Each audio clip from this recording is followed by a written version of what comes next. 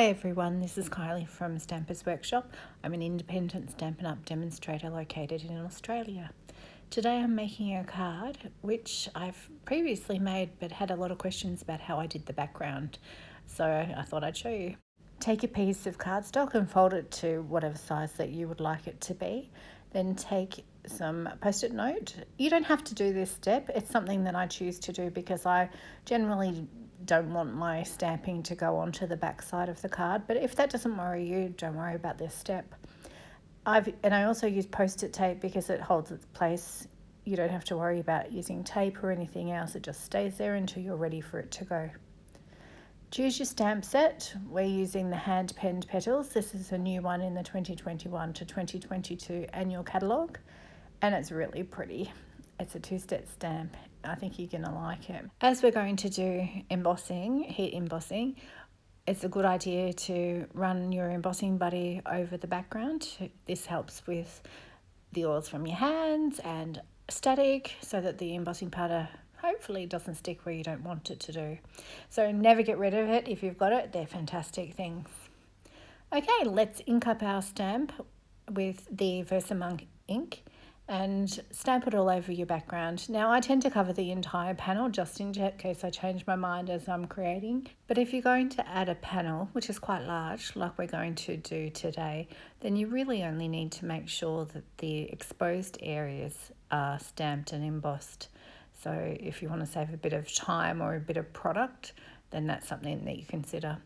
Often when I'm creating though, I sort of change up what I think I'm going to do, so I just find it easier to do the whole area, and then if I change my mind, it's done, and if I still do the whole panel, then that's done as well. I'm sorry that went out of focus for a little bit there. Okay, next up we add the embossing powder. Now I tend to be fairly liberal with it. I don't fuss around with it. Pour it over. Make sure you've got everything covered before you pack it away. But the next step, always pack it away, because Murphy's Law says you are going to knock it over one day. And I have done that, and it's painful, and I don't recommend it. Okay, next you'll notice I have taken off the post-it note. I tend to do that before I do my heating because I don't want to risk it sort of staying on my cardstock. I've never had that happen, but I don't want to risk it. I don't know why I have this phobia that it might actually happen. So I always remove my post-it note first. Make sure when you're doing this step that you do every single bit of powder. Sometimes I kind of think I'm done and then I realised I've missed a little bit on the edge or a little bit in the middle, and we want every bit of embossing powder to have melted. Now that looks pretty enough as it is, and you could certainly do lots of cards with just the white embossing. It's a beautiful background. That stamp is gorgeous, but we're going to sort of step it up a little bit. So take the coordinating ink, in this case it's Balmy Blue, smush it onto an acrylic block, grab your water painter, add some water and make a real inky water colour paint. And then all you do is just paint in areas that appeal to you. So in this case, I could have done all of the image, all the flowers and the leaves as well, or just the big flowers or just the small flowers, or I could have even painted in around the background rather than the flowers itself. But nope, I chose to do the flowers and really just painted it. If some areas are darker than others, that doesn't matter. It all just adds to this really pretty look. I just love this technique. I seriously can't recommend it enough. It looks so pretty and it's so easy. You don't need any special skills. You can see all I've done is just smush some ink on a block, added some water and then painted. I found that Stampin' Up's cardstock holds up really well for this particular technique. I haven't noticed an issue with pilling, and I haven't noticed an issue with too much warping. Having said that, I would be careful with the white. The white cardstock is a little bit different, but I haven't had any problems with the coloured cardstock. So just perhaps do a little test area on the cardstock that you're using first, because you don't want to go to all of that effort of embossing and find out that your paper is not good for this technique. But as I was saying, with Stampin' Up's coloured cardstock, I haven't had an issue, so I can recommend that. You can also see when I apply the colour, it's actually quite dark, but as the ink dries, it sort of becomes much more muted and tone on tone, and I think it just looks really pretty. It just adds that little bit of a lift. You can go back and add a little bit of colour if you need to, but I think it just looks beautiful as it is. Okay, with the same stamp, this time we're going to ink it up with black ink, and this is going to be our focal image on the front. We're using 4 different ink pads to add the colour: Granny Apple Green, Pool Party, Balmy Blue and Fresh Freesia. So I've just taken all of the solid images and I put them on the block so I can just zoom through this particular step.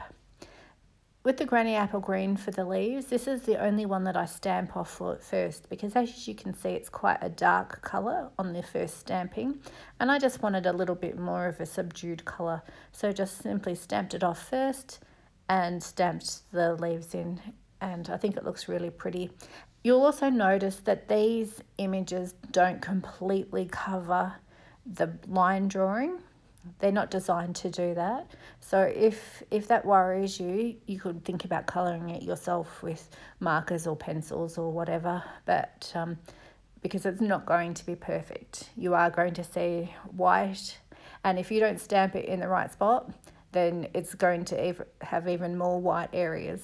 That doesn't worry me. I think it's a really cool technique, and it looks like you've done a bit of fancy watercolouring, and you can see that one in particular, there's a lot of white space.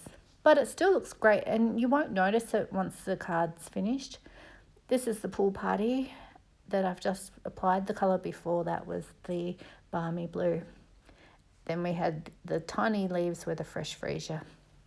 Okay, grab the coordinating dies and line them up. They line up pretty well. I tend to use another little bit of post-it note tape just to hold it in place, and then I run it through the die cutting machine.